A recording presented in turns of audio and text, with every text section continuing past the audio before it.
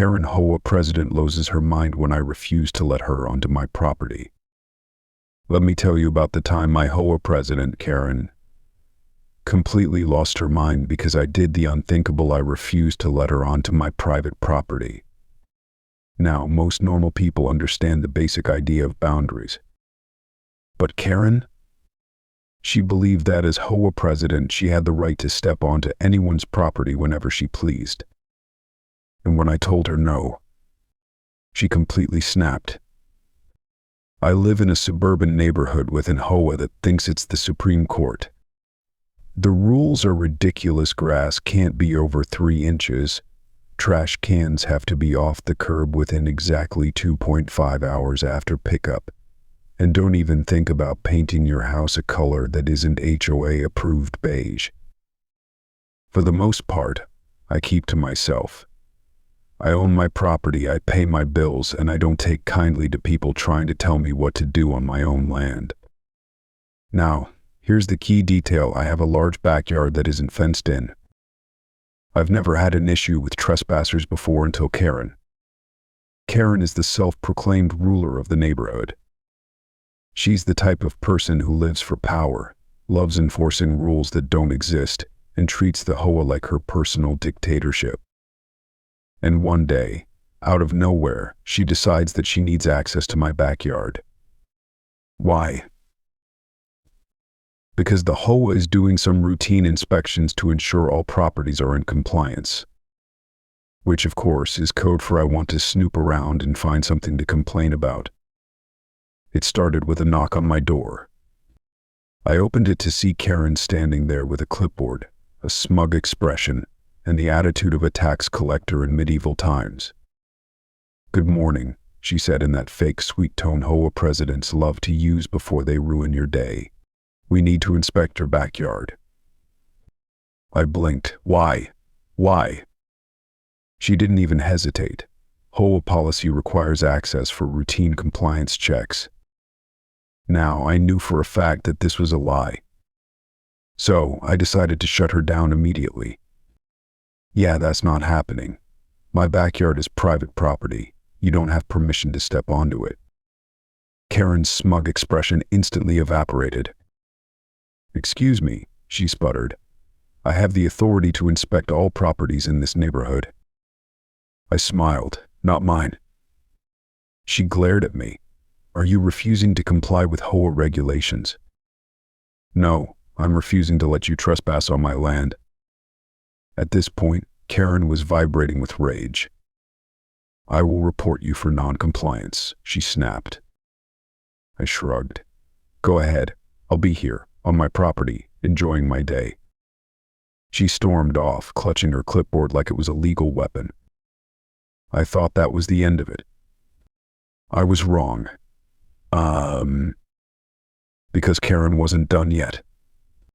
The very next day, I got an HOA violation notice in my mailbox. The letter, written in aggressive, bold font, claimed that my backyard was not in compliance with HOA landscaping standards. Which was hilarious because you couldn't even see my backyard from the street. No one had actually inspected it because I never let them in. It was 100% fabricated. I laughed, crumpled it up, and tossed it in the trash.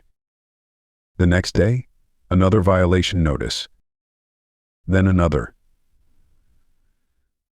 By the end of the week, I had 5 different violations, all of them for things that were either completely made up or weren't actually against the whole rules. It was clear Karen was trying to bully me into submission. So I decided to return the favor. Instead of arguing with Karen directly, I went to the county records office and got a copy of my property deed and local zoning laws. And guess what? What? The HOA had zero authority to demand access to private property. So I wrote a formal response to every single violation, attached the relevant legal documents, and sent them directly to the HOA's legal department. And just for fun, I CC'd every single board member. Then I sat back and waited. About a week later, I was outside when I heard something. Footsteps. I turned around and there she was. Karen. Standing in my backyard. Uninvited. Trespassing. I took a deep breath and walked up to her. Karen, what are you doing? She didn't even flinch. I'm conducting an inspection. I crossed my arms. No, you're trespassing. She scoffed. I have every right to be here. I pulled out my phone and hit record. This is private property, and you do not have permission to be here. Please leave immediately, or I will call the police. Karen blinked. For a split second, I think she realized she had screwed up. Then, in true Karen fashion, she doubled down. You wouldn't dare. I shrugged and dialed. Hi, yes, I'd like to report a trespasser on my property. Yes, I have video evidence. The moment she heard me say video evidence, Karen turned pale. She stormed off without another word. By the end of the month, I received a letter from the HOA's legal department. It was a formal apology stating that Karen had no right to access my property. All previous violation notices were being rescinded.